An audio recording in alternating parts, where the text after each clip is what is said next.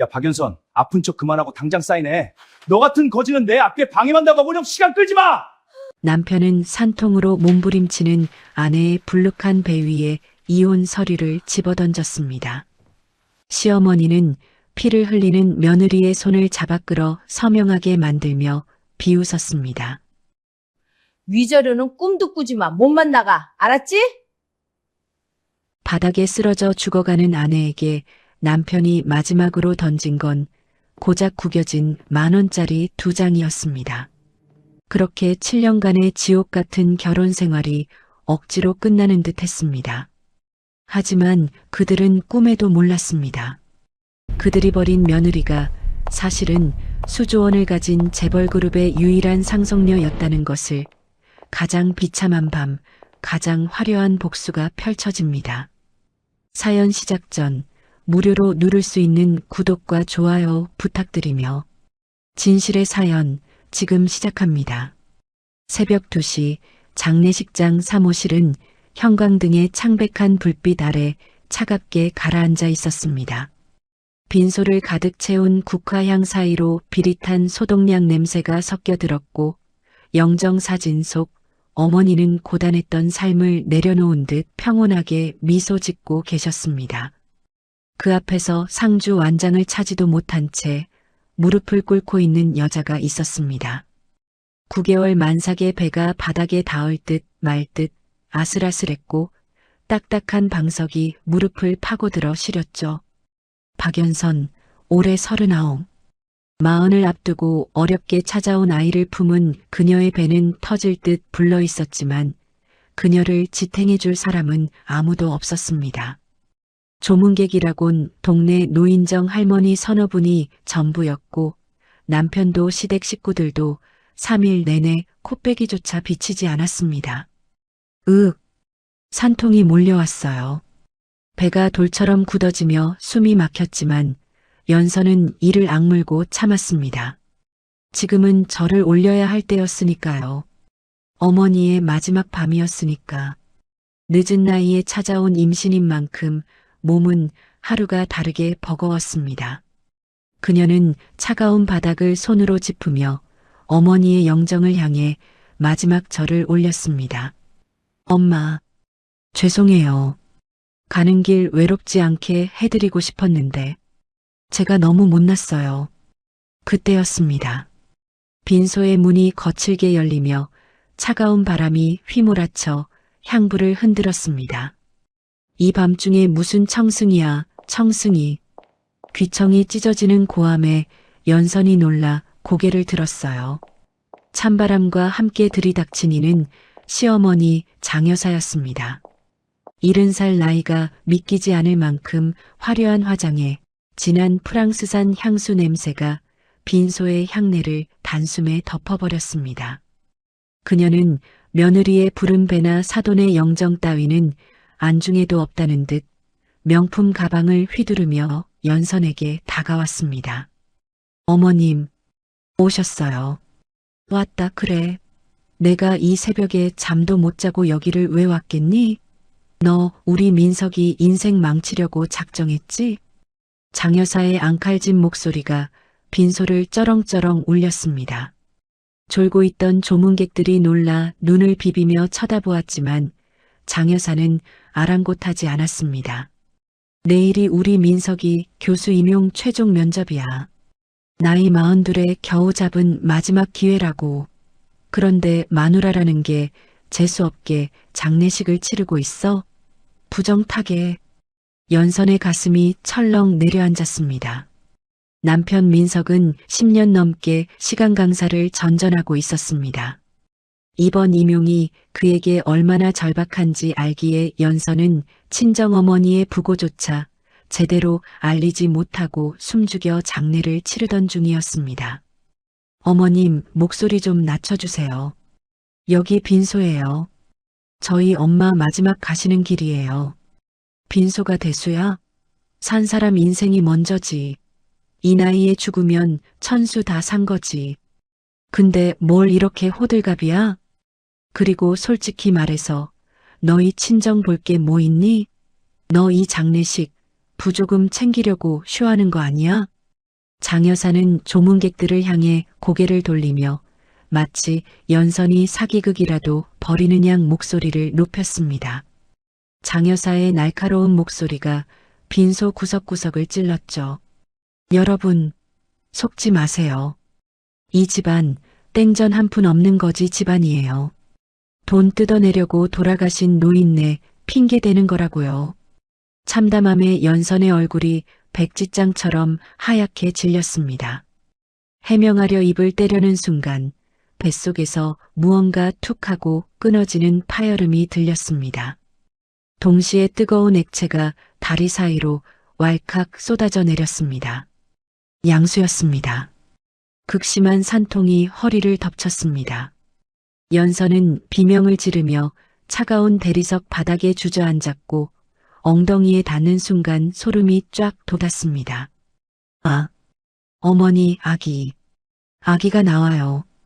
바닥에 붉은 피와 양수가 흥건히 고이기 시작했습니다. 놀란 조문객 중 한 분이 다급히 휴대폰을 꺼내 들었습니다. 아이고, 사람 죽겠네. 빨리 119 불러. 하지만 그 다급한 손길을 가로막은 것은 장 여사였습니다. 부르지 마세요. 돈 아깝게 무슨 앰뷸런스예요? 네. 아니, 며느리가 애를 낳는다는데 그게 무슨. 이 집안 빈털털이라 병원비 낼 돈도 없어요. 괜히 불렀다가 덤탱이 쓰지 말고 가만히 계세요. 사람의 목숨보다 돈이, 며느리의 고통보다 앰뷸런스 비용이 더 중요하다는 시어머니의 비정에 빈소 안의 공기가 얼어붙었습니다. 연선은 고통 속에서 식은땀을 흘리며 바닥을 긁었습니다. 손톱이 뒤집히고 피가 배어 나왔지만 그보다 더 아픈 것은 가슴이었습니다. 그 순간 헝클어진 머리에 퀭한 눈을 한 남자가 비틀거리며 들어왔습니다. 남편 민석이었습니다. 42살의 나이가 무색하게도 그의 옷차림은 밤새 술과 도박에 찌든 듯 구겨져 있었고 고약한 담배 냄새가 코를 찔렀어요. 엄마, 왜 이렇게 오래 걸려? 내일 면접이라 컨디션 조절해야 한다니까. 민석은 바닥에 쓰러져 피를 흘리는 아내를 보고도 눈 하나 깜짝하지 않았습니다. 오히려 귀찮다는 듯 인상을 찌푸릴 뿐이었습니다. 여보, 아기가 나올 것 같아. 제발, 병원 좀. 연선이 떨리는 손을 뻗어 남편의 바짓단을 잡았습니다. 하지만 민석은 그 손을 매몰차게 뿌리쳤습니다. 병원? 택시 타고 가. 민석은 주머니에서 꾸깃꾸깃한 10,000원짜리 지폐 2장을 꺼내 연선의 얼굴 위로 툭 던졌습니다. 힘없이 팔랑거리며 떨어지는 지폐가 연선의 뺨을 스치고 피 묻은 바닥으로 떨어졌습니다. 이거면 택시비 충분하잖아. 가서 애 낳고 오든가 말든가. 아, 그리고 이거. 민석은 품 안에서 노란 서류 봉투를 꺼내 연선의 불룩한 배 위에 던지듯 올려놓았습니다. 이혼 서류야. 사인해. 뭐? 라고요? 나 내일 임용 면접이야. 교수 되려면 깨끗한 배경이 필요해. 너 같은 고졸 출신에 땡전 한 푼 없는 고아랑 살면 내 격만 떨어져. 그동안 너랑 사는 게 지옥이었어. 매일 된장찌개에 생선구이. 지긋지긋하다. 나도 이제 인생 좀 펴야지. 교수 될 몸인데 그건 좀 구질구질하잖아. 알아듣지? 장 여사가 옆에서 거들었습니다. 그녀는 연선의 손을 거칠게 움켜잡아 강제로 서명란에 갖다 댔고 손톱이 살을 파고들어 따끔하게 피가 배어 나왔어요. 빨리 사인 안 해? 위자료는 한 푼도 없는 걸로 합의했다. 애 낳고 몸 추스르면 그냥 몸만 나가. 알았지? 연선은 흐릿해지는 의식 속에서 남편과 시어머니의 얼굴을 올려다보았습니다. 지난 7년 신분을 숨기고 이들을 시험했던 어머니의 유언이 뼈저리게 사무쳤습니다. 사랑을 믿고 싶었지만 돌아온 것은 철저한 배신과 멸시뿐이었습니다. 그래, 이게 당신들의 진짜 모습이었어. 연서는 떨리는 손으로 서류에 서명했습니다. 펜 끝이 종이를 긁는 소리가 비명처럼 들렸습니다. 자, 이제 우린 남남이야. 엄마 가자. 민석과 장 여사는 서류를 챙겨 들고 뒤도 돌아보지 않은 채 빈소를 나섰습니다. 또각또각 멀어지는 구두 소리가 연선의 심장을 밟고 지나가는 듯 했습니다. 연선은 피와 양수가 범벅이 된 차가운 바닥에서 점점 희미해지는 향 냄새를 맡으며 서서히 정신을 잃어갔습니다. 엄마 미안해요. 제가 잘못 살았나 봐요. 눈이 천천히 감겼어요. 그 순간이었습니다. 그때였습니다. 우웅. 지축을 울리는 묵직한 엔진 소리가 들려왔습니다. 한두 대가 아니었습니다. 수십 대의 차량이 장례식장 주차장으로 밀물처럼 들이닥치고 있었습니다. 창밖이 대낮처럼 환하게 밝아졌습니다. 장례식장을 나서려던 민석과 장 여사의 발걸음이 멈췄습니다. 뭐야 저게? 칠흑 같은 어둠을 뚫고 검은색 고급 세단들이 줄지어 들어섰습니다. 벤츠 S클래스, 마이바흐, 롤스로이스. 그 행렬은 끝이 보이지 않았습니다. 정확히 50대의 최고급 차량이 장례식장 입구를 포위하듯 에워쌌습니다. 이내 차량 문이 일제히 열리고 검은 정장을 입은 건장한 사내들이 내렸습니다. 100여 명은 좋게 되어 보이는 그들은 군대처럼 오와 열을 맞춰 장례식장 입구로 쇄도에 들어왔습니다. 가장 선두에 선 중년의 남자가 무전기에 대고 짧게 외쳤습니다. 회장님 위치 확인. 사무실로 진입한다. 그들은 멍하니 서 있는 민석과 장 여사를 거들떠보지도 않고 그대로 지나쳐 사무실 빈소 앞으로 달려갔습니다. 그리고 바닥에 쓰러져 있는 연선을 향해 100여 명의 사내가 일제히 무릎을 꿇었습니다. 쿵! 바닥이 울릴 정도의 묵직한 소음과 함께 사내들의 우렁찬 목소리가 장례식장을 뒤흔들었습니다. 회장님, 늦어서 죄송합니다. 선두에 섰던 김 실장이 연선에게 다가가 가장 정중하고도 애절한 목소리로 말했습니다. 박연선 회장님, 이제 저희가 모시겠습니다. 문 밖에서 이 광경을 지켜보던 민석의 입이 떡 벌어졌고 장 여사의 손에 들려있던 명품 가방이 힘없이 바닥으로 떨어졌습니다. 그들이 거지라고 불렀던 며느리, 연선의 진짜 모습이 드러나는 순간이었습니다. 회장님, 100여 명의 사내들이 토해낸 우렁찬 함성이 낡은 장례식장의 공기를 단숨에 집어삼켰습니다. 방금 전까지 거지 취급을 받으며 차가운 바닥에 쓰러져 있던 며느리 앞에 검은 정장의 사내들이 군대처럼 오와 열을 맞춰 무릎을 꿇고 있는 비현실적인 광경. 장 여사는 바닥에 떨어진 명품 가방을 주울 생각조차 하지 못한 채 입을 딱 벌리고 굳어 있었습니다. 주차장을 가득 메운 50대의 최고급 세단들이 뿜어내는 엔진의 잔열과 사내들에게서 풍기는 묵직한 위압감이 그녀의 숨통을 조여왔기 때문입니다. 그녀가 평생을 바쳐 숭배해온 돈과 권력의 진짜 냄새가 코앞에서 진동하고 있었습니다.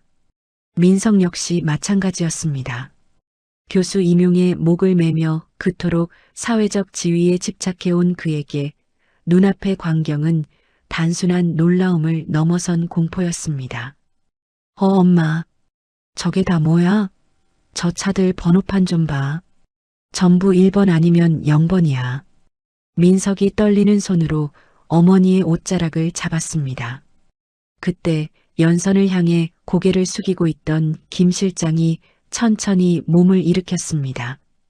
그가 돌아서자 도열에 있던 100여 명의 사내들이 모세의 기적처럼 길을 터주었습니다. 김 실장이 장 여사와 민석 앞으로 걸어왔습니다.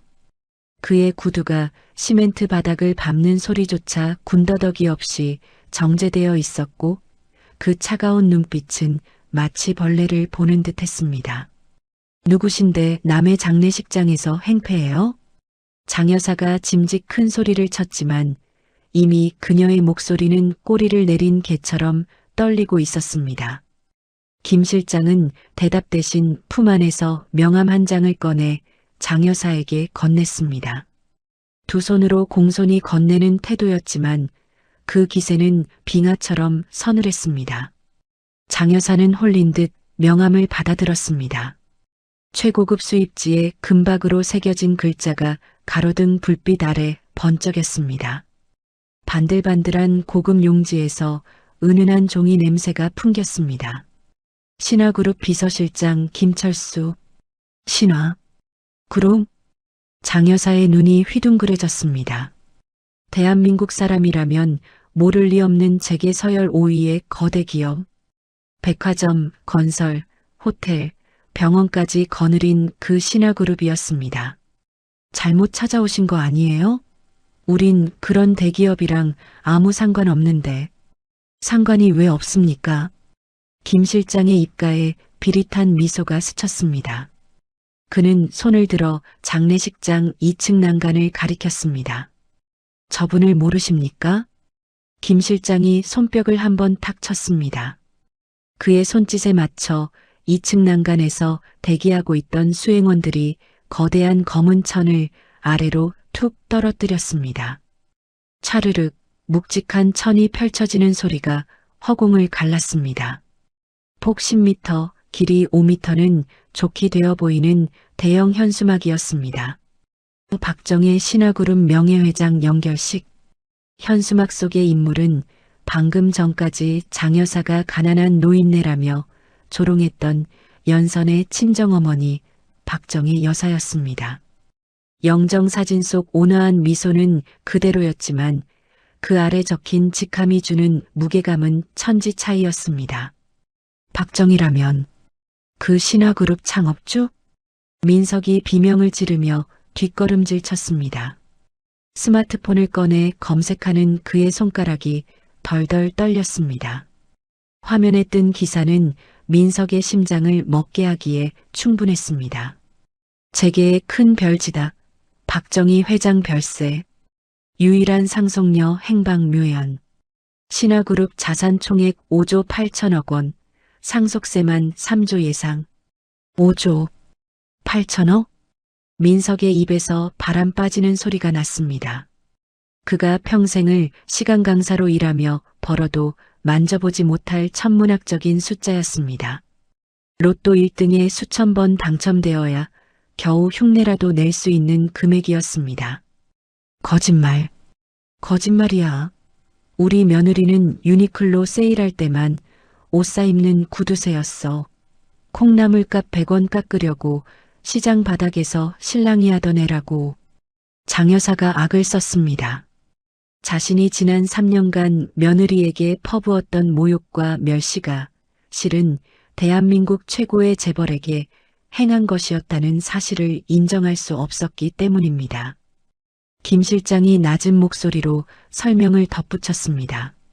마치 죄인에게 판결문을 낭독하는 재판관과 같은 어조였습니다. 회장님께서는 생전에 따님께 유언을 남기셨습니다. 돈과 배경을 보고 달려드는 하이에나 같은 놈들 말고 진짜 사람을 만나라고 말입니다. 그래서 연선 이사장님은 지난 7년 철저하게 신분을 숨기고 당신들 곁에 계셨던 겁니다. 시험이었다고? 네. 박연선 이사장님은 39년 인생 중 가장 비참한 7년을 견디셨습니다. 단 하나 남편이라는 사람의 진심을 기대하면서. 김 실장의 시선이 민석을 향했습니다. 하지만 결과는 처참하군요. 앰뷸런스비가 아까워 만삭의 아내를 버리고 고작 교수 자리가 탐나 이혼을 강요하다니. 민석은 다리에 힘이 풀려 주저앉고 말았습니다. 식은땀이 이마에 주르륵 흘렀어요. 지난 시간들이 주마등처럼 스쳐 지나갔죠. 너네 집은 왜 이렇게 가난해? 남편 뒷바라지 하나 못하는 네가 무슨 아내야? 장모님 병원비 내가 왜? 자신이 아내에게 던졌던 그 모든 말들이 날카로운 부메랑이 되어 돌아오고 있었습니다. 5조 8천억 원. 그 거대한 황금의 산을 제 발로 걷어찬 것도 모자라 침까지 뱉고 돌아선 꼴이었습니다. 자, 상황 파악이 되셨으면 이제 비켜주십시오. 지금부터는 저희가 모십니다. 김 실장이 다시 손뼉을 탁탁 쳤어요. 그러자 검은 정장을 입은 남자들이 일사불란하게 움직이기 시작했습니다. 그들의 손놀림은 마법과도 같았습니다.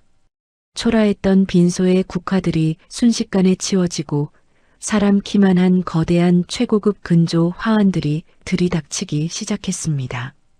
화환에 적힌 이름들은 현실감을 잃게 만들었습니다. 대한민국을 움직이는 정재계 거물들의 이름이 좁은 장례식장 복도를 가득 채웠습니다. 퀴퀴했던 빈소 냄새는 사라지고 최고급 백합 향기가 진동했습니다.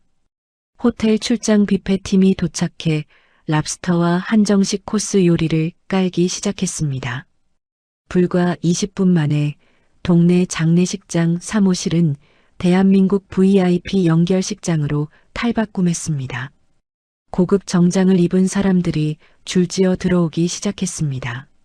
손에는 모두 하얀 국화꽃을 들고 있었고 값비싼 향수 냄새들이 섞여 들어왔어요. 저 사람 TV에서 봤는데 대한그룹 부회장님이잖아. 저기 저 사람은 국회의원, 재벌, 정치인, 유명 인사들이 속속들이 도착했습니다. 그들은 모두 영정 앞에 무릎 꿇고 깊이 고개를 숙였고 고급 원단 옷이 바스락거리는 소리가 들렸죠. 장여사와 민석은 그 화려한 변신을 넋 놓고 바라볼 수밖에 없었습니다. 그들이 감히 범접할 수 없는 세계가 그곳에 있었습니다. 두 분 가시죠. 어느새 다가온 김 실장이 차갑게 말했습니다. 어디로요?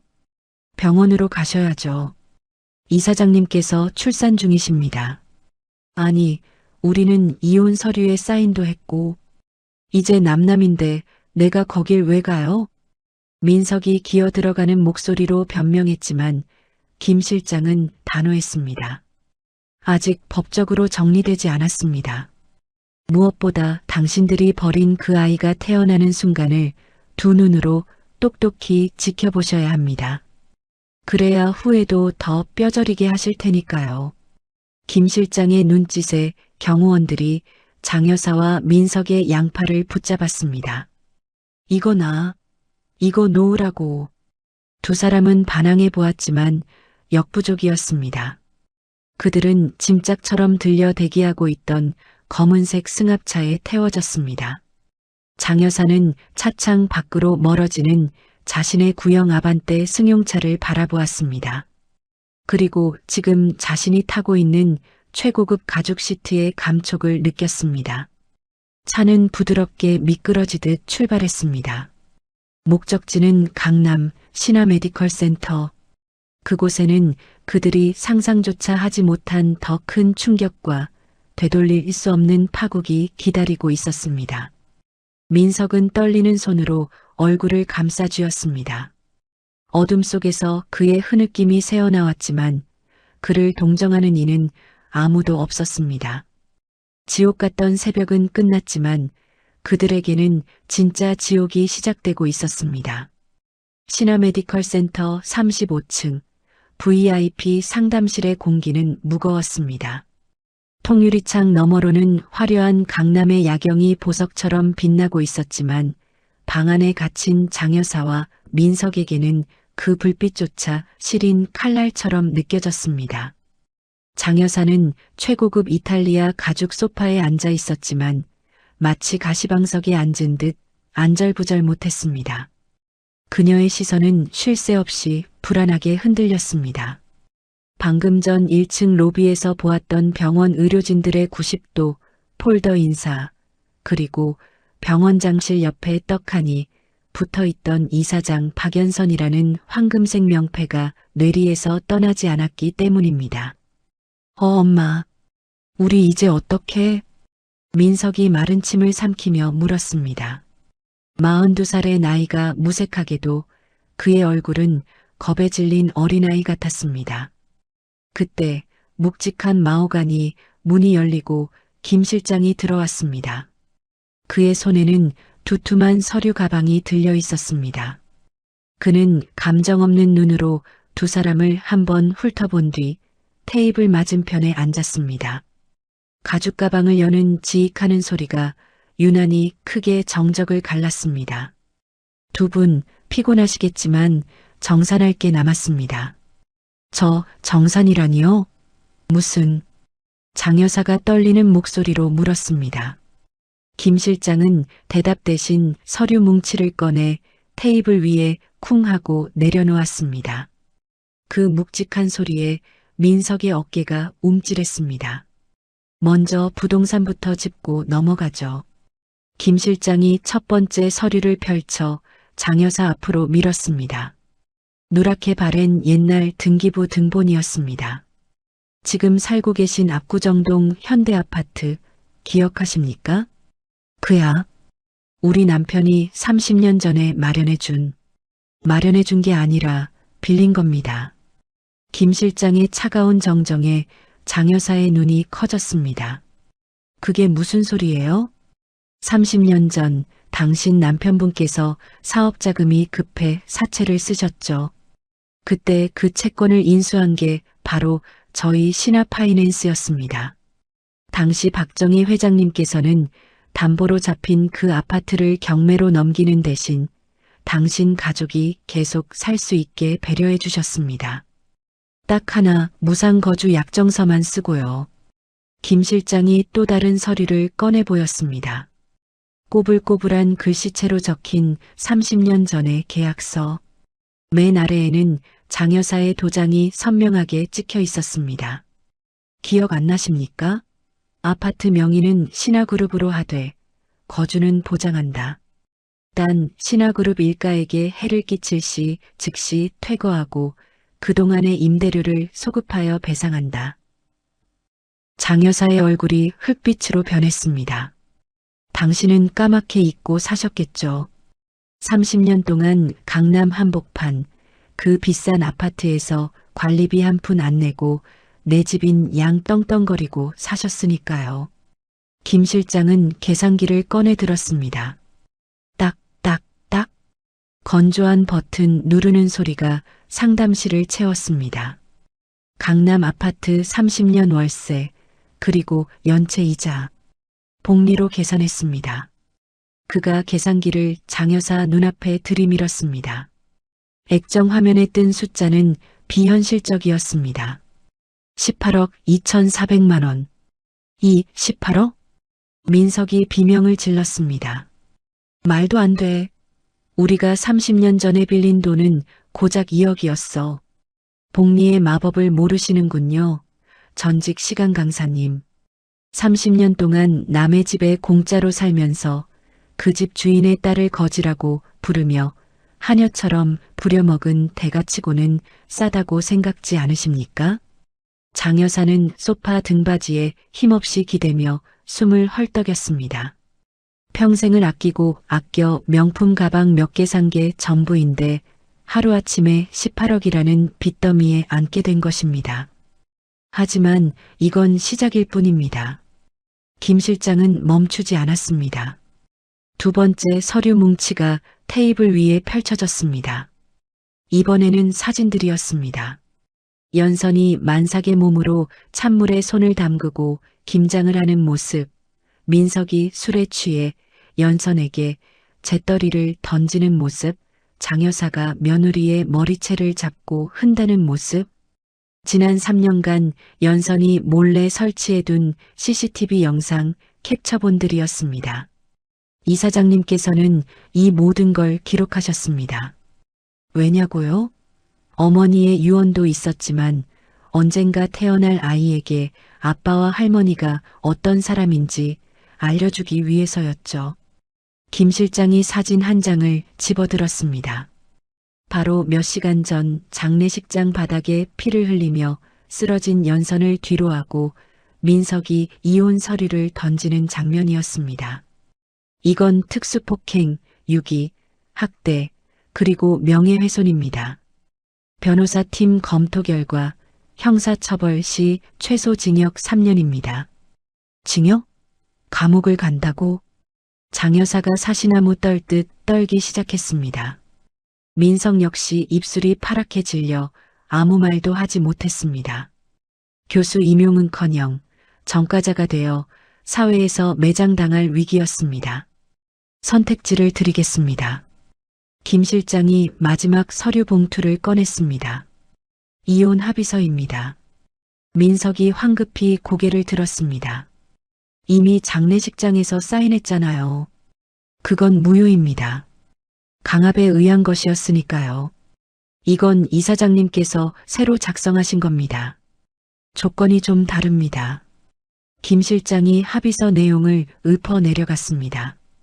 위자료 500억 원. 박민석에게 지급. 500억? 민석과 장 여사의 눈이 동시에 번쩍 뜨였습니다. 18억 빚에 징역을 살 줄 알았는데 갑자기 500억이라니. 귀를 의심할 수밖에 없는 액수였습니다. 네, 500억 드립니다. 단 조건이 있습니다. 김 실장의 목소리가 낮고 서늘하게 깔렸습니다. 친권, 양육권 포기, 그리고 면접교섭권 영구 박탈. 아이가 태어나도 평생 얼굴을 볼 수 없습니다.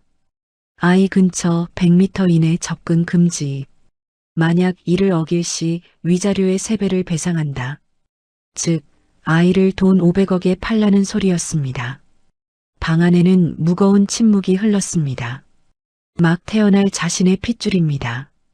아무리 비정한 압이라도 망설여지는 것이 인지상정일 터였습니다. 민석의 손이 가늘게 떨렸습니다. 하지만 그 고민은 길지 않았습니다. 그의 머릿속 저울은 이미 보지도 못한 핏덩이보다 눈앞에 500억 쪽으로 급격히 기울고 있었습니다. 500억이면 18억 빚을 갚고도 평생을 황제처럼 살 수 있는 돈이었습니다. 교수가 아니어도 상관없었습니다. 사인하면 진짜 500억 주는 겁니까? 장 여사 눈빛 역시 탐욕으로 번들거리고 있었습니다. 빚더미와 감옥보다는 500억이 나았습니다. 핏줄? 그런 건 돈 앞에서 아무런 힘도 없었습니다. 네, 3일 뒤 입금됩니다. 김 실장이 몽블랑 만년필을 민석의 손에 쥐어주었습니다. 차가운 금속의 감촉이 민석의 손바닥에 닿았습니다. 10초 들이죠. 19, 8. 카운트다운이 시작되자 민석의 심장이 미친 듯이 뛰었습니다. 그는 굳게 닫힌 상담실 문을 한번 쳐다보았습니다. 저 너머 어딘가에 자신의 아이를 낳고 누워있을 연선이 있을 것입니다. 미안하다. 근데 나도 살아야지. 3, 2, 1. 사각, 사각. 민석은 거침없이 서류에 서명했습니다. 펜 끝이 종이를 긁는 소리가 마치 악마와의 계약을 알리는 종소리처럼 들렸습니다. 박민석? 서명했습니다. 그는 펜을 내려놓으며 깊은 숨을 내쉬었습니다. 죄책감보다는 안도감이, 그리고 곧 손에 쥘 거액에 대한 기대감이 차오르는 자신이 혐오스러우면서도 멈출 수 없었습니다. 김 실장은 서류를 낚아채듯 가져가 가방에 넣었습니다. 그리고 경멸이 가득 담긴 눈빛으로 두 사람을 내려다보았습니다. 축하드립니다. 당신들은 방금 세상에서 가장 비싼 값을 치르고 천륜을 끊으셨습니다. 김 실장이 자리에서 일어났습니다. 나가시죠. 이제 두 분은 이사장님과 아무 관계도 아닙니다. 쫓겨나듯 병원 밖으로 내몰린 민석과 장 여사. 차가운 밤 공기가 그들의 얼굴을 때렸습니다. 엄마, 우리 500억 생기는 거 맞지? 꿈 아니지? 그래, 잘했다 내 새끼. 핏덩이 하나 없다고 안 죽어. 돈이 최고야. 두 모자는 서로를 끌어안으며 킬킬거렸습니다. 18억 빚도 며느리에 대한 미안함도 500억이라는 숫자 앞에서 증발해버렸습니다. 하지만 그들은 모르고 있었습니다. 연선이 그들에게 500억이라는 거금을 쥐어준 이유를. 그것은 단순한 선물이 아니라 그들이 감당해야 할 더 크고 잔혹한 파멸을 위한 미끼였다는 사실을 말입니다. 밤하늘을 올려다보는 민석의 위로 먹구름이 검게 몰려오고 있었습니다. 다음 날 아침 신화 메디컬 센터 로비는 여느 때와 다름없이 분주했지만 쫓겨나다시피 한 민석과 장 여사의 기분만은 날아갈 듯했습니다. 500억? 통장에 찍힐 그 숫자를 상상하자 지난밤의 굴욕 따위는 까맣게 잊혔습니다. 민서가 500억 들어오면 제일 먼저 뭐 할래? 엄마는 강남에 빌딩 하나 살까 싶다. 장 여사가 들뜬 목소리로 말했습니다. 민석도 싱글벙글 웃으며 맞장구 쳤습니다. 빌딩 좋지. 나는 페라리 한 대 뽑고 세계 일주나 다녀올까 봐. 교수? 채, 그깟 거 안 해도 그만이지. 그들은 병원 근처 카페테리아에 앉아 행복한 미래를 설계하느라 시간 가는 줄 몰랐습니다. 연선이 출산 후 어떤 상태인지, 갓 태어난 아이가 어떻게 생겼는지는 화제거리에 오르지도 않았습니다. 그때였습니다. 또각, 경쾌한 하이힐 소리와 함께 익숙한 향수 냄새가 풍겨왔습니다. 어머니 민석 씨. 화려한 트위드 재킷에 선글라스를 낀 젊은 여자가 손을 흔들며 다가왔습니다. 김혜진. 민석이 연선 몰래 6개월간 만나온 내연녀였습니다. 30대 중반의 나이지만 짙은 화장으로 20대처럼 꾸민 그녀는 명품 로고가 박힌 가방을 과시하듯 들어 보였습니다. 혜진아, 여긴 어떻게 알고 왔어? 민석이 반색하며 일어났습니다. 장 여사 역시 연선에게는 보여준 적 없던 환한 미소로 혜진을 맞았습니다. 아유, 우리 예비 며느리 왔니? 안 그래도 연락하려던 참인데. 장 여사는 혜진의 손을 덥석 잡았습니다. 그녀가 알고 있기로 혜진은 태양그룹이라는 알짜배기 중견기업 회장의 외동딸이었습니다. 가난한 연선과는 차원이 다른 그야말로 민석에게 날개를 달아줄 완벽한 짝이었죠. 오빠 걱정돼서 왔죠. 어제 장례식장에서 무슨 일 있었다면서요? 그 여자가 사기쳤다며? 혜진이 짐짓 걱정스러운 표정으로 물었지만 선글라스 너머의 눈은 호기심으로 번들거리고 있었습니다. 말도 마라, 혜진아. 그 집구석 알고 보니 빚만 잔뜩 있는 사기꾼들이었어. 다행히 우리 민석이가 똑똑해서 위자료 500억 받고 깔끔하게 끝냈다. 500억이요? 혜진의 목소리가 하이톤으로 튀어올랐습니다. 그녀가 쓴 선글라스가 살짝 흘러내리며 탐욕스러운 눈동자가 드러났습니다. 네, 진짜요? 와, 오빠 대박이다. 그럼 우리 이제 결혼만 하면 되겠네? 혜진이 민석의 팔에 찰싹 달라붙어 애교를 부렸습니다. 민석은 으쓱해져서 그녀의 허리를 감쌌습니다. 당연하지. 이제 그 거지 같은 여자랑은 끝났어. 너랑 새 출발할 거야. 500억 가지고. 세 사람은 마치 이미 돈을 손에 쥔 것처럼 샴페인이라도 터뜨릴 기세였습니다. 하지만 그들의 달콤한 상상은 오래가지 못했습니다. 잠깐 실례하겠습니다. 어느새 다가온 김 실장이 그들 앞을 가로막았습니다. 그의 뒤에는 경찰 제복을 입은 2명의 경관이 서 있었습니다. 뭐야? 또 당신이야? 우리 돈 내놔, 빨리. 장 여사가 소리쳤지만 김 실장은 그녀를 무시하고 혜진에게 시선을 고정했습니다. 김혜진 씨 되십니까? 네, 왜요? 혜진이 당황하며 민석의 뒤로 숨으려 했습니다. 태양그룹 회장의 외동딸 맞으십니까? 그럼요. 우리 아빠 맞아요. 이상하군요. 저희 신화그룹 정보팀에서 조회해 본 결과 대한민국의 태양그룹이라는 기업은 존재하지 않던데요. 김 실장이 품 안에서 서류 한 장을 꺼내 흔들었습니다. 김혜진, 34세. 직업 무직. 전과 이범. 사기 및 사문서 위조 혐의로 집행유예 기간 중. 순간 카페테리아에 정적이 흘렀습니다. 민석과 장 여사의 입이 떡 벌어졌습니다. 뭐? 전과자? 사기꾼? 아니에요. 모함이야. 오빠, 저 사람 말 믿지 마. 혜진이 발악하며 소리쳤지만 김 실장은 냉정하게 말을 이었습니다. 당신이 들고 있는 그 명품 가방도 다 사기친 돈으로 산 겁니까? 그리고 당신 아버지는 회장이 아니라 현재 구치소에 수감 중인 보이스피싱 총책이시더군요. 2년이.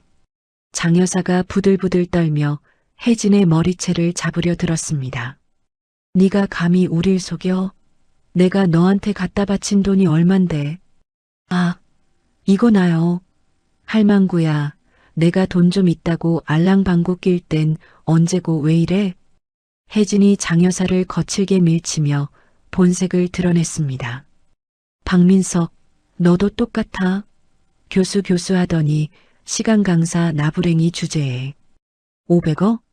웃기지 마. 내 전 마누라가 그 돈을 순순히 줄 것 같아? 등신같이. 혜진의 비웃음에 민석의 등골이 서늘해졌습니다. 그게 무슨 소리야? 그때 김 실장이 경찰들에게 눈짓했습니다. 김혜진 씨 현행범으로 체포합니다. 신화그룹 사칭 및 사기 미수 혐의입니다. 이거 나. 안 가. 싫어. 혜진은 발버둥 쳤지만 경찰들에게 양팔이 꺾인 채 질질 끌려나갔습니다. 카페 안의 사람들이 웅성거리며 그들을 구경했습니다. 자, 이제 잡동사니는 치워졌고 김 실장이 민석과 장 여사를 향해 돌아섰습니다. 두 분께 드릴 선물이 하나 더 있습니다. 그가 스마트폰을 꺼내 스피커폰을 켰습니다. 띠링 입금되었습니다. 민석의 휴대폰이 울렸습니다. 그는 떨리는 손으로 문자를 확인했습니다. 입금액 500억 원. 들어왔어. 500억이 진짜 들어왔어. 민석이 환호성을 질렀습니다. 장 여사도 혜진에게 당한 분노는 잊은 채 덩실덩실 춤이라도 출 기세였습니다. 하지만 그 기쁨은 딱 3초였습니다. 띠링 출금되었습니다. 곧바로 이어진 알림음. 출금액 500억 원. 잔액 영원. 민석의 눈이 뒤집힐 듯 커졌습니다. 이게 뭐야? 돈이 왜 다시 빠져나가? 김 실장이 차갑게 웃으며 말했습니다. 이혼 합의서 조항 제대로 안 읽으셨습니까? 뭐라고? 제7조 사망? 수령한 위자료 전액은 박민석의 명의로 된 채무 변제 및 신화그룹이 지정한 기부처에 즉시 자동 이체된다. 채무 변제 기억하시죠? 어제 계산해드린 18억 2,400만 원. 아파트 무상 거주 비용과 이자입니다. 그게 먼저 빠져나갔고요. 나머지는 전액 미혼모 지원 재단에 기부되었습니다. 당신 이름으로요. 아, 내 돈, 내 500억. 장 여사가 바닥에 주저앉아 통곡했습니다. 민석은 넋이 나간 사람처럼 휴대폰만 멍하니 바라보았습니다. 영원. 잔액은 비정할 만큼 정직했습니다. 당신들은 돈 때문에 천륜을 벌였지만 그 돈은 결국 당신들 손에 10원 한 푼 남지 않았습니다. 이게 이사장님께서 내린 첫 번째 벌입니다. 김 실장은 바닥에 널브러진 두 사람을 벌레 보듯 내려다보았습니다. 그리고 두 번째 벌은 이제 시작입니다. 그때 카페테리아 TV 뉴스 속보가 떴습니다. 속보 신화그룹 이사장 전 남편 박모 씨, 아내 학대 및 폐륜 영상 공개. 네티즌 공분. 화면에는 민석이 연선을 밀치고 폭언을 퍼붓는 영상이 모자이크도 없이 나오고 있었습니다. 민석의 얼굴, 이름, 그리고 그가 강의하던 대학 이름까지 적나라하게 공개되었습니다. 민석의 휴대폰에 불이 나게 전화가 걸려오기 시작했습니다. 대학 행정실, 동료 강사들, 심지어 고향 친구들까지. 여보세요? 박 교수, 자네 미쳤나? 지금 학교 게시판이 난리가 났어. 당장 해명해. 못할 거면 당장 짐 싸. 전화기 너머 총장의 고함 소리가 생생하게 들려왔습니다.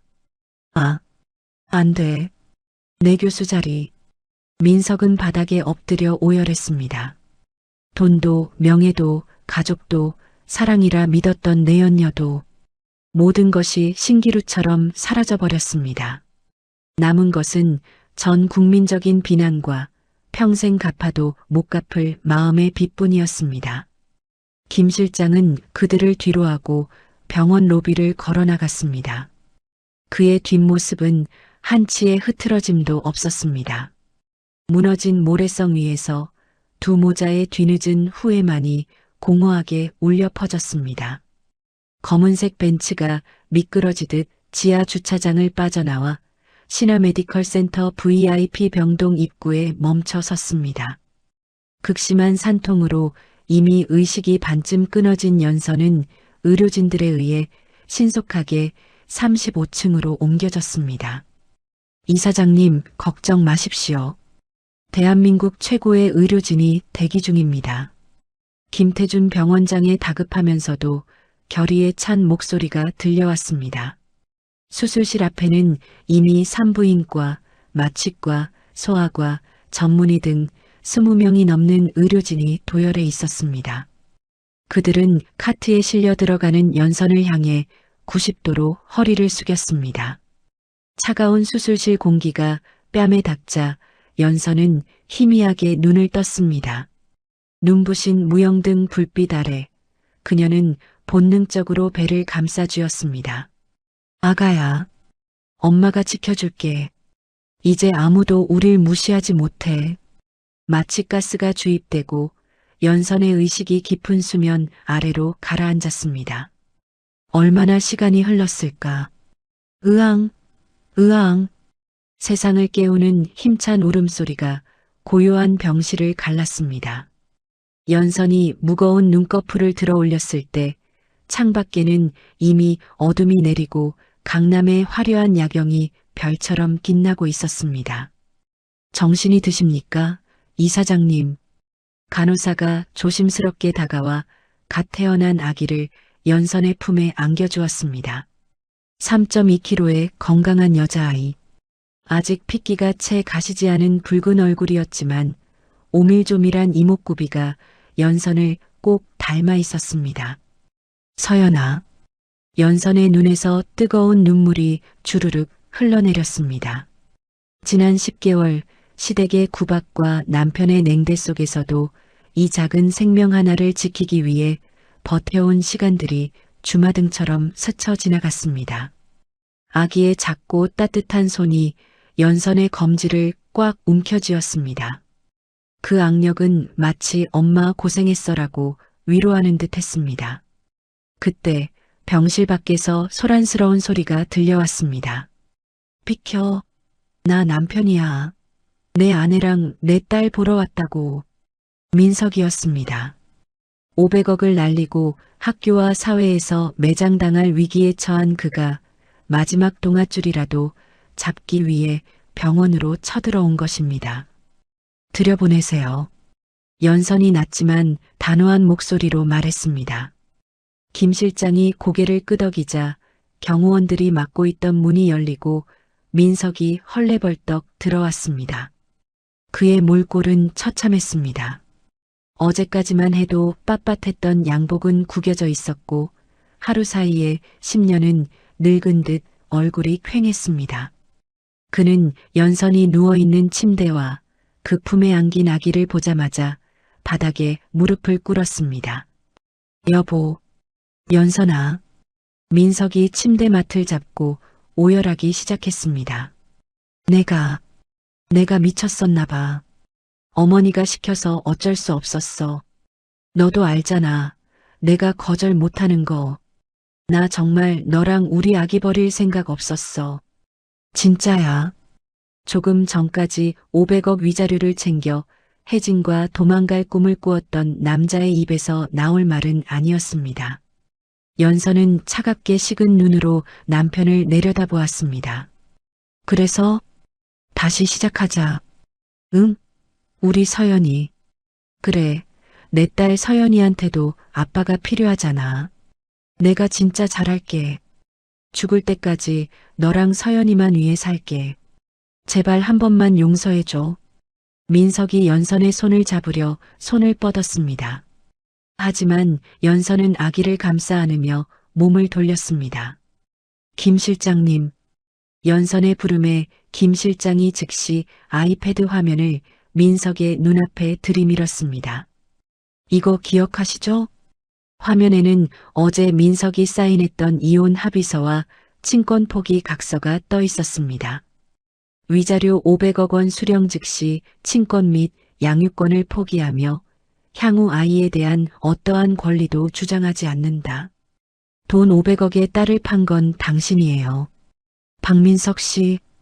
연선의 목소리는 서리빨처럼 차가웠습니다. 아니야. 그건 강압에 의해서. 강압? 당신 10초 카운트다운이 끝나기도 전에 펜을 잡았잖아. 500억 받을 생각에 입꼬리가 올라가던 그 역겨운 표정. 내가 모를 줄 알았어? 민석은 말문이 막혔습니다. 연서는 품에 안긴 서연이의 얼굴을 어루만지며 말을 이었습니다. 잘 봐둬. 이게 네가 버린 핏줄이야. 그리고 이게 마지막이야. 연선아, 당신은 이제 아빠 자격 없어. 아니, 남편 자격도, 인간 자격도 없어. 내 눈앞에서, 내 딸 앞에서 영원히 사라져. 연선이 고개를 돌리자 김 실장이 신호를 보냈습니다. 대기하고 있던 건장한 경호원 2명이 민석의 양팔을 낚아챘습니다. 잠깐만. 연선아, 내가 잘못했어. 서연아, 아빠야. 내가 아빠라고. 민석은 발버둥 치며 소리쳤지만 건장한 경호원들에게는 짐짝에 불과했습니다. 질질 끌려나가는 그의 신발이 병실 바닥에 흉한 마찰음을 남겼습니다. 내 돈, 내 교수 자리, 다 돌려줘. 박연선. 마지막까지 그가 외친 것은 가족의 이름이 아닌 자신의 욕망이었습니다. 쾅 하고 병실 문이 닫히며 민석의 비명소리도 차단되었습니다. 병실에는 다시 고요가 찾아왔습니다. 연서는 떨리는 숨을 내쉬며 아기를 더욱 꽉 끌어안았습니다. 으앙. 놀란 서연이가 칭얼거리지 연선이 부드럽게 등을 토닥였습니다. 괜찮아, 서연아. 이제 나쁜 사람은 없어. 엄마가 널 지킬 거야. 세상 그 누구보다 강하게 널 지켜줄게. 창밖에 강남 야경이 두 모녀를 축복하듯 환하게 빛나고 있었습니다. 그것은 긴 어둠을 뚫고 나온 연선에게 비치는 새로운 삶의 서막이었습니다. 하지만 병원 밖으로 쫓겨난 민석에게는 이제부터 진짜 혹한기가 기다리고 있었습니다. 대한민국 최고의 재벌을 적으로 돌린 대가는 생각보다 훨씬 가혹했습니다. 계절이 바뀌어 찬 바람이 불기 시작한 늦가을, 서울의 한 명문사립대 캠퍼스에도 스산한 기운이 감돌았습니다. 하지만 그 냉기는 날씨 탓이 아니었습니다. 대학 본관 징계위원회 회의실을 감싸고 있는 살벌한 침묵 때문이었습니다. 박민석, 42살의 나이에 드디어 정교수 임용을 목전에 두었던 그는 지금 죄인처럼 고개를 숙인 채 원형 테이블 끝자리에 앉아 있었습니다. 며칠 전까지만 해도 그를 박 교수님이라 부르며 따르던 조교들과 동료 교수들의 시선은 이제 경멸과 조소를 담은 화살이 되어 그의 등 뒤에 꽂히고 있었습니다. 박민석 선생. 침묵을 깨고 총장이 입을 열었습니다. 평소 온화하던 그의 목소리는 더없이 차갑고 건조했습니다. 신화그룹 비서실을 통해 학교 측에 공식 항의 서한이 접수됐네. 그리고 자네 아내, 아니 박연선 이사장이 보낸 증거 자료들도 함께. 총장은 테이블 위에 두툼한 서류 봉투와 USB 하나를 던지듯 내려놓았습니다. 봉투가 미끄러지며 민석의 앞까지 밀려왔습니다. 민석은 떨리는 손으로 그 봉투를 바라보았습니다. 학교의 명예가 땅에 떨어졌어. 자네가 만삭의 아내를 학대하고 폭언을 퍼붓는 영상이 이미 인터넷 커뮤니티에 퍼졌네. 학생회에서는 자네의 퇴출을 요구하는 대자보를 붙였고 학부모들의 항해 전화로 행정실 업무가 마비될 지경이야. 총장님, 그건 가정사입니다. 제가 아내와 오해가 있어서. 민석이 다급하게 변명하려 했지만 총장은 손을 들어 그의 말을 가로막았습니다. 가정사? 그래, 100번 양보해서 사생활이라 치지. 하지만 이건 어떻게 설명할 텐가? 총장이 또 다른 서류를 펼쳤습니다. 민석의 얼굴이 흑빛으로 변했습니다. 그것은 그가 10년간 준비했다던 박사학위 논문과 일본의 한 무명학자가 쓴 논문을 비교한 자료였습니다. 붉은색 형광펜으로 칠해진 부분이 문서의 절반을 넘게 차지하고 있었습니다. 표절률 94%, 토씨 하나 안 틀리고 베꼈더군. 번역기만 돌려서 제출하면 우리가 모를 줄 알았나? 그건 참고만. 참고가 아니라 복사겠지. 자네 학자로서의 양심도 없나? 총장의 호통이 회의실을 울렸습니다. 민석은 입이 10개라도 할 말이 없었습니다. 그동안 시간 강사 생활을 하며 연구보다는 줄타기와 술자리에만 전념했던 결과가 가장 중요한 순간에 발목을 잡은 것입니다. 박민석 씨, 본교는 금일부로 당신의 임용을 취소합니다. 아울러 기존의 시간 강사 계약도 파기하고 논문 표절 혐의로 박사학위 박탈 절차를 밟겠습니다. 총장님, 제발 이것만은 안 됩니다. 제가 이 자리를 위해 10년을 바쳤습니다. 민석이 자리를 박차고 일어나 무릎을 꿇었습니다.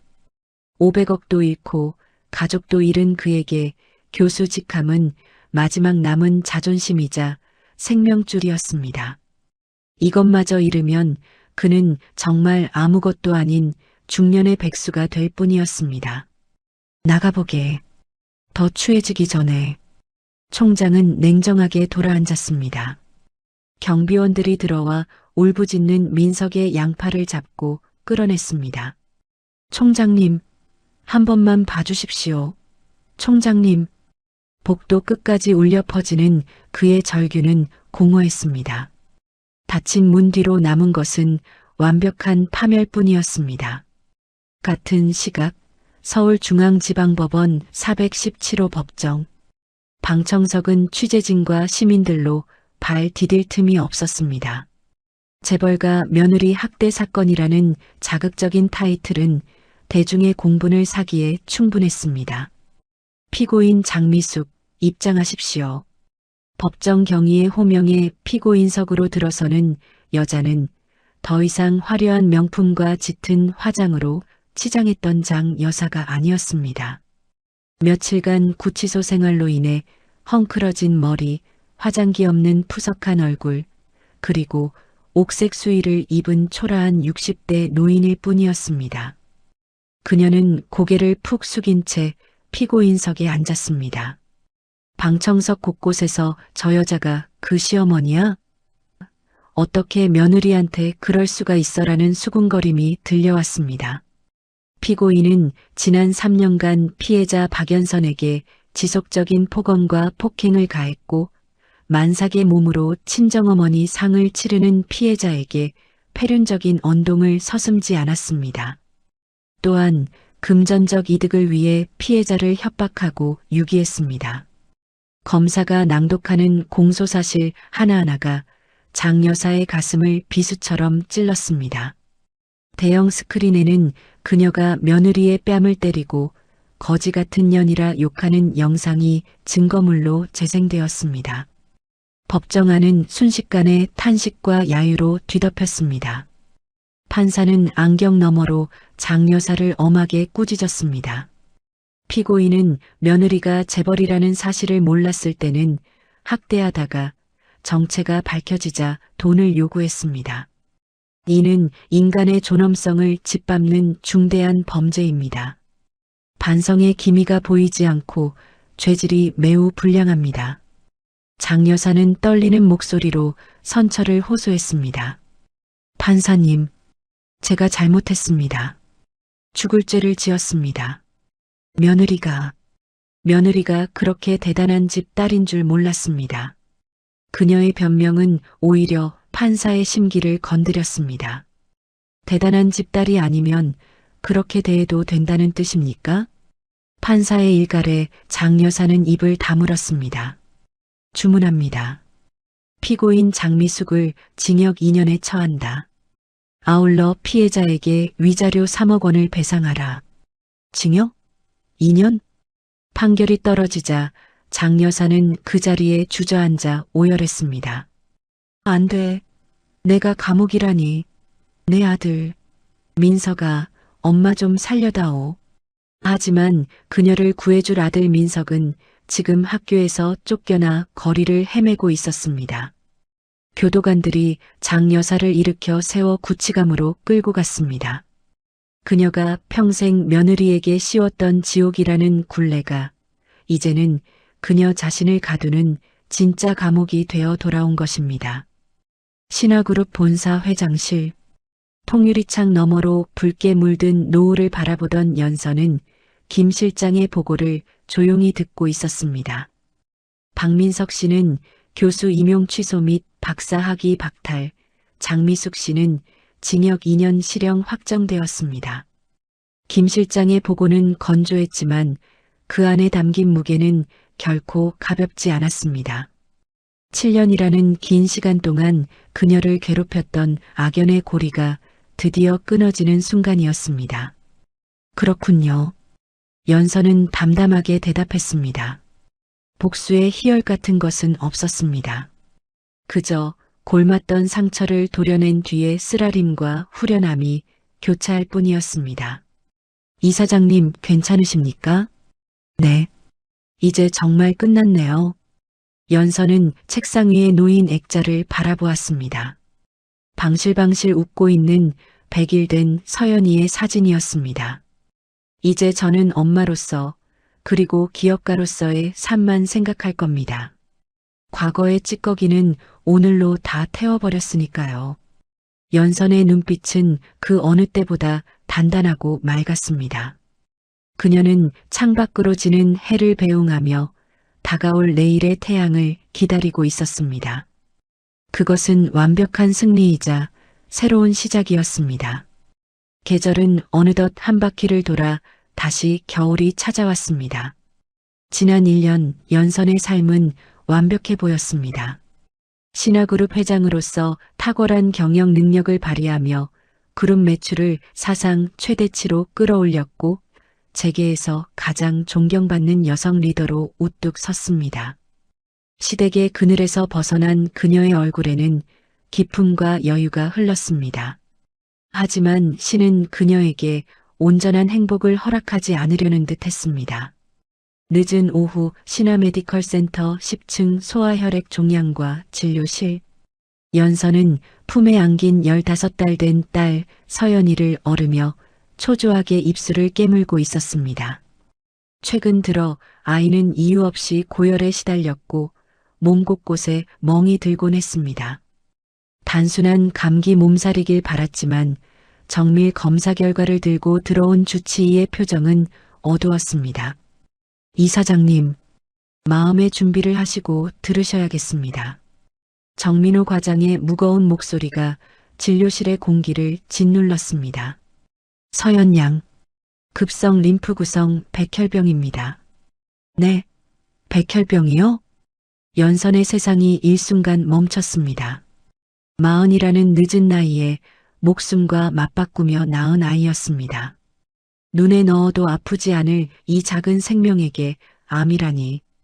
다행히 조기에 발견했습니다만 진행 속도가 빠릅니다. 항암 치료와 병행해서 반드시 골수 이식을 받아야 합니다. 제 골수를 쓰세요. 제가 엄마니까. 제 걸 주면 되잖아요.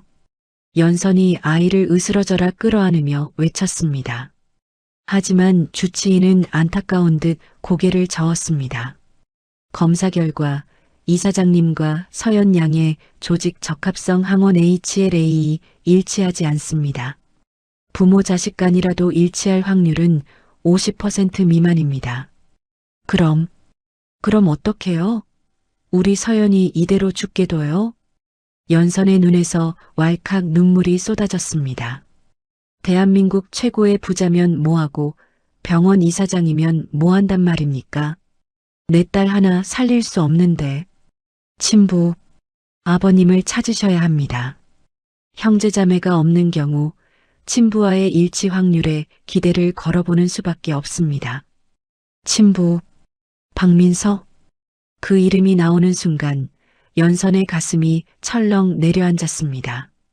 1년 전 돈 500억에 딸을 팔아넘기려 했던 그 비정한 남자.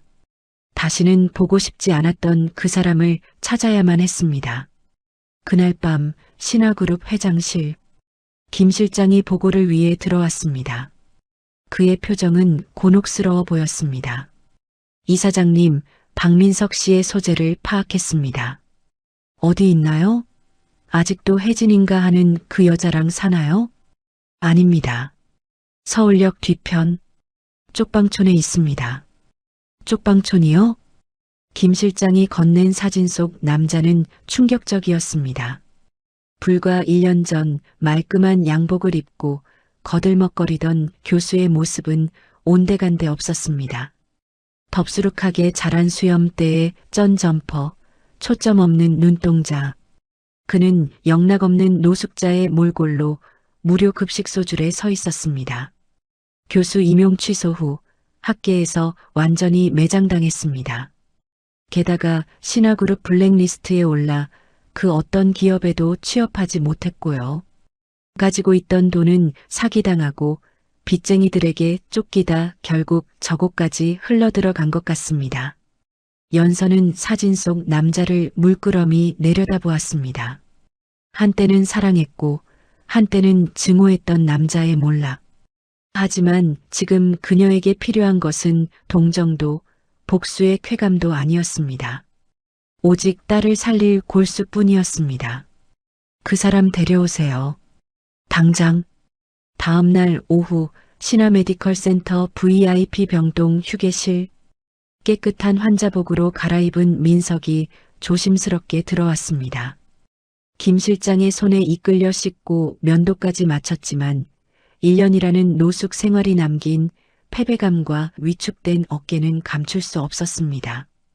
43살 인생의 가장 화려해야 할 시기를 시궁창에서 보낸 남자의 얼굴에는 깊은 주름이 패어 있었습니다. 그는 창가에 서 있는 연선을 보자마자 고개를 푹 숙였습니다.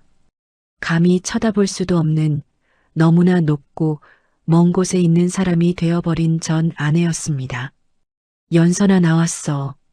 목소리마저 갈라지고 떨렸습니다. 연선은 천천히 돌아섰습니다. 그녀의 눈빛은 건조했지만 그 속에 감춰진 절박함이 일렁였습니다. 앉아요. 민석은 소파 끝자락에 엉덩이만 살짝 걸친 채 앉았습니다. 서연이가 아파요. 뭐? 어디가? 백혈병이에요. 골수 이식이 필요해요.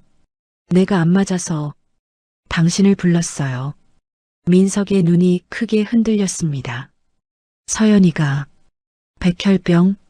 그는 자신의 더러운 손을 내려다보았습니다. 1년 전 그 아이를 돈과 맞바꾸려 했던 자신의 손이 저주스러웠습니다. 천벌을 받은 걸까? 아니, 천벌을 받으려거든 나만 받을 것이지. 왜 그 어린 것이? 검사해 주세요. 만약 맞는다면 이식해 주세요. 연선의 목소리가 처음으로 떨렸습니다.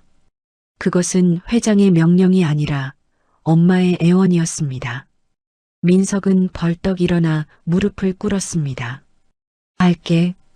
제발 하게 해줘. 내 뼈를 다 갈아서라도 서연이 살릴 수만 있다면 뭐든지 할게. 그의 눈에서 굵은 눈물이 뚝뚝 떨어져 병원 바닥을 적셨습니다. 1년 전 500억을 잃고 흘렸던 분노의 눈물이 아니었습니다. 뼈저린 후회와 짐승만도 못했던 자신에게 기회를 준 하늘에 대한 감사의 눈물이었습니다. 검사 결과는 3일 뒤에 나왔습니다. 조직 적합성 항원 HLA 100% 일치. 기적이었습니다. 수술 당일 수술대 위에 누운 민석은 마취과 의사가 산소 마스크를 씌우는데도 편안해 보였습니다. 지난 1년 차라리 죽는 게 낫다고 생각했던 지옥 같은 삶 속에서 오늘이 가장 가치 있는 날처럼 느껴졌기 때문입니다. 서연아, 못난 아빠가 줄 수 있는 게 이것밖에 없구나. 미안하다. 정말 미안하다. 4시간에 걸친 골수 채취와 이식 수술은 성공적으로 끝났습니다. 민석의 건강한 조혈모세포가 튜브를 타고 서연이의 몸속으로 들어갔습니다. 아빠의 피가 죽어가던 딸의 생명을 다시 깨우기 시작했습니다. 일주일 후 민석은 퇴원 수속을 밟았습니다. 골반에 통증이 남아 절뚝거렸지만 마음만은 깃털처럼 가벼웠습니다. 원무과 직원이 그에게 두툼한 봉투 하나를 건넸습니다. 회장님께서 전해드리라고 하셨습니다. 민석은 병원 벤치에 앉아 봉투를 열어보았습니다. 10억 원이 적힌 자기 압수표 한 장, 그리고 짧은 편지가 들어있었습니다. 서연이를 살려줘서 고마워요. 이 돈으로 당신 인생 다시 시작하세요. 부디 이번에는 사람답게 살길 바라요. 연선 10억? 노숙자 생활을 청산하고도 남을, 아니 다시 예전처럼 떵떵거리고 살 수 있는 큰 돈이었습니다. 하지만 민석은 수표를 쥔 손을 부들부들 떨었습니다. 그는 다시 원무과 창구로 돌아갔습니다. 이거 기부하겠습니다. 네? 이 큰 돈을요? 직원이 놀라 눈을 동그랗게 떴습니다. 민석은 씁쓸하지만 단호하게 미소 지었습니다. 소아암 환자들 치료비로 써주세요. 돈이 없어서 치료 못 받는 아이들 없게 꼭 좀 부탁드립니다. 기부자 성함은 어떻게 해드릴까요? 민석은 잠시 망설이다 펜을 들었습니다. 서연 아빠. 그 4글자를 적는 순간 민석의 가슴속 깊은 곳에 맺혀있던 응어리가 녹아내리는 듯 했습니다. 500억보다 교수 타이틀보다 더 값진 이름이었습니다. 그는 빈손으로 병원을 나섰습니다. 주머니에는 땡전 한 푼 없었지만 겨울바람이 더 이상 차갑지 않았습니다. 등 뒤에서 서연이가 숨쉬고 있는 병원 건물이 그를 따뜻하게 배웅하고 있었기 때문입니다. 그의 발걸음은 더 이상 서울역 쪽방촌으로 향하지 않았습니다. 대신 병원 청소 용역 업체 모집 공고가 붙은 전봇대 앞으로 절뚝이며 그러나 힘차게 걸어갔습니다. 그것은 타의에 의한 추락이 아닌 스스로 선택한 진정한 속죄의 시작이었습니다. 강산이 한번 변한다는 10년의 세월이 흘렀습니다. 그 시간 동안 계절은 40번이나 바뀌었고 세상은 빠르게 변했습니다. 하지만 변하지 않는 것은 신화그룹 본사 대강당을 가득 메운 사람들의 열기, 그리고 단상 위에 선 박연선 회장의 흔들림 없는 눈빛이었습니다. 어느덧 지천명, 50살이 된 연선은 더 이상 과거의 위태롭던 며느리가 아니었습니다. 그녀의 머리카락에는 세월의 우아함이 내려앉았고 눈가에는 연륜이 빚어낸 깊이가 자리 잡았습니다. 오늘 이 자리는 제 어머니 박정희 여사의 뜻을 기리기 위한 자리입니다. 연선이 마이크 앞에 서자 장내에 정적이 흘렀습니다. 단상 뒤편에는 박정의 장학재단 출범식 마이너스 어머니의 꿈, 100명의 미래라는 현수막이 걸려 있었습니다. 어머니는 늘 말씀하셨습니다. 돈은 버는 것보다 쓰는 것이 더 중요하다. 네가 가진 것을 세상에 흘려보낼 때 비로소 너는 진짜 부자가 되는 것이다. 라고요. 연서는 잠시 말을 멈추고 허공을 응시했습니다. 10년 전 차가운 장례식장 바닥에서 서러움에 떨던 자신을 지켜주었던 어머니의 영정이 떠올랐기 때문입니다. 그래서 오늘 저는 어머니의 유산을 사회에 환원합니다. 여기 계신 장학생 여러분이 돈 걱정 없이 공부하여 훗날 누군가에게 또 다른 희망이 되어 주시길 바랍니다. 우레와 같은 박수 소리가 강당을 뒤흔들었습니다.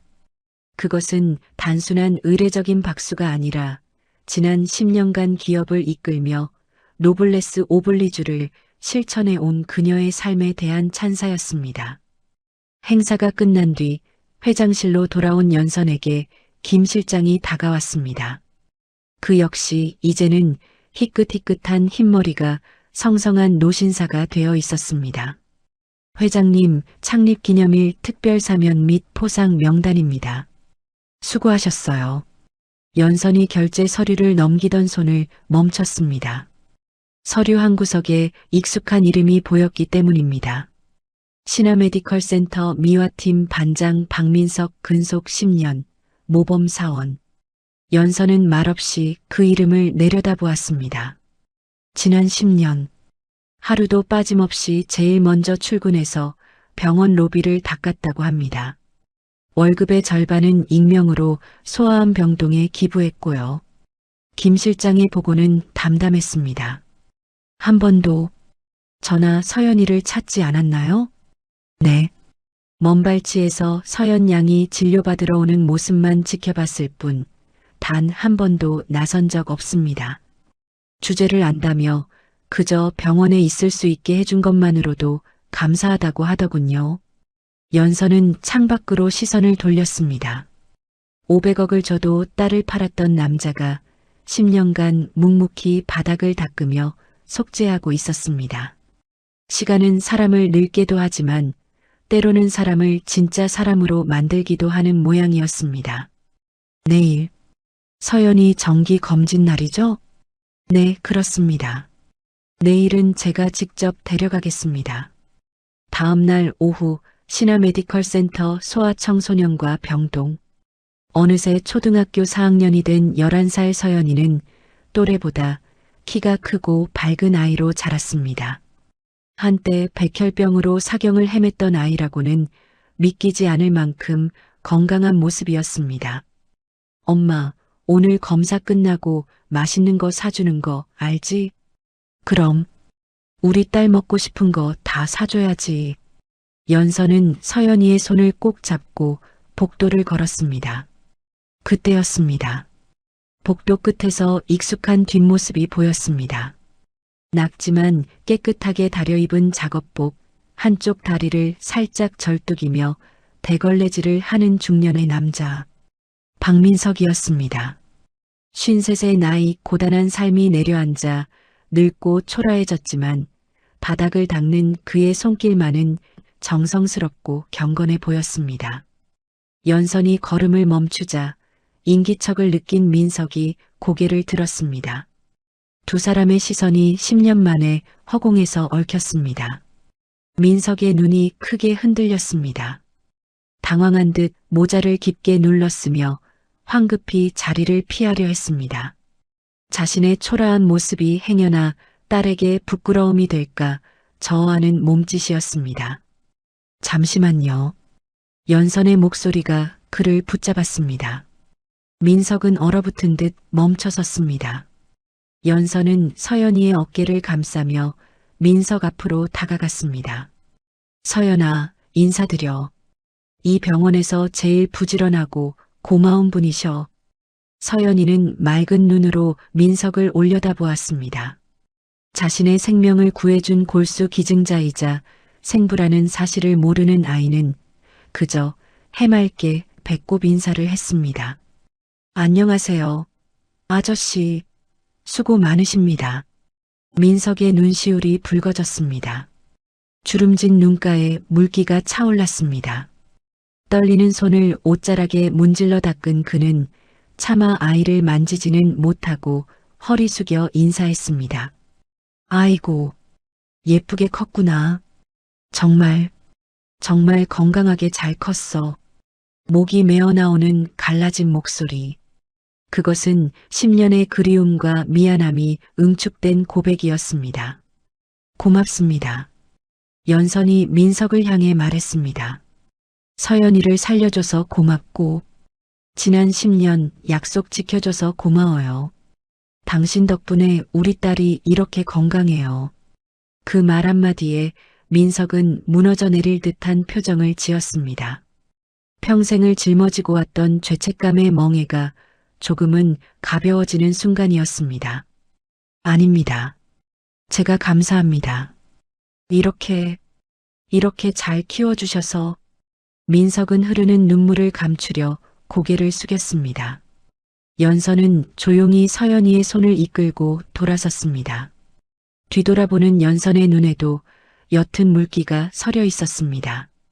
그것은 사랑이나 미련이 아닌 한 인간의 갱생에 대한 연민과 용서였습니다. 그리고 다시 15년이 흘렀습니다. 이제 65이 된 연선은 경영 일선에서 물러나 명예회장이 되었습니다. 서연은 의사가 되었습니다. 자신이 생명을 빚진 그곳 신화 메디컬 센터의 소아과 레지던트가 되어 아픈 아이들을 돌보고 있었습니다. 어느 햇살 좋은 오후 병원 로비 한 구석, 이른을 바라보는 노인이 된 민석은 여전히 자원봉사 조끼를 입고 휠체어를 닦고 있었습니다. 이제는 허리도 굽고 동작도 느려졌지만 그의 표정은 그 어느 때보다 평온해 보였습니다. 할아버지, 하얀 가운을 입은 서연이 다가왔습니다. 의사 선생님 오셨습니까? 어디 더러운 데라도. 민석이 웃으며 걸레를 들었지만 서연은 그 걸레를 조용히 받아들었습니다. 저 다 알아요. 서연의 말에 민석의 동작이 멈췄습니다. 엄마가 다 말씀해 주셨어요. 저 어릴 때 아팠을 때 아빠가 살려주셨다고. 그리고 여기서 평생 저 지켜봐 주셨다고요. 민석의 눈이 커졌습니다. 입술이 파르르 떨렸습니다. 서연아, 나는 아비 자격이 없는 사람이다. 나는 죄인이야. 알아요. 엄마한테 잘못 많이 하신 거. 서연이 민석의 거칠어진 손을 잡았습니다. 굳은 살이 박인 투박한 손. 하지만 딸을 위해 평생을 바닥을 닦으며 속죄해 온 손이었습니다. 하지만 저한테는 생명의 은인이세요. 그리고 지난 25년 동안 충분히 아파하셨잖아요. 서연은 노인이 된 아버지를 가만히 안아드렸습니다. 이제 그만 용서해 드릴게요. 아빠. 그 한마디가 민석의 가슴에 박히는 순간 그는 아이처럼 엉엉 소리내어 울음을 터뜨렸습니다. 40대 초반에 오만했던 박민석은 죽고 60대에 참회하는 아버지 박민석만이 그 자리에 남았습니다. 멀리서 이 모습을 지켜보던 연선은 조용히 미소 지었습니다. 진정한 복수는 상대를 파멸시키는 것이 아니라 상대를 참회하게 만들고 스스로 더 나은 사람이 되어 그들을 내려다보는 것임을, 그리고 결국엔 그 모든 것을 품어 안는 것임을 그녀는 긴 세월을 통해 증명해 보였습니다. 병원 로비로 쏟아지는 따스한 오후의 햇살 아래 늙은 아버지와 의사가 된 딸의 포옹은 오래도록 이어졌습니다. 그것은 길고 길었던 비극의 끝이자 진정한 화해의 시작이었습니다. 돈과 욕망에 눈이 멀어 천륜을 저버렸던 사람들, 그리고 그들에게 가장 우아하고도 완벽한 복수이자 용서를 보여준 연선의 이야기 어떻게 들으셨나요? 비록 시작은 차가운 배신과 분노였지만 그 끝은 서로를 껴안은 따스한 온기였습니다. 진정한 부자는 가진 것이 많은 사람이 아니라 용서할 줄 아는 넉넉한 마음을 가진 사람이라는 것을, 그리고 늦게나마 잘못을 깨닫고 참회하는 용기가 얼마나 값진 것인지를 다시금 생각해 보게 됩니다. 오늘 이 이야기가 여러분의 가슴속에 작은 울림으로 남기를 바라며 여러분의 삶에도 미움보다는 사랑이, 후회보다는 감사가 가득하기를 기원합니다. 이야기를 끝까지 들어주신 분이 계시다면 잘 들었다고 댓글 하나만 남겨주세요. 감사합니다.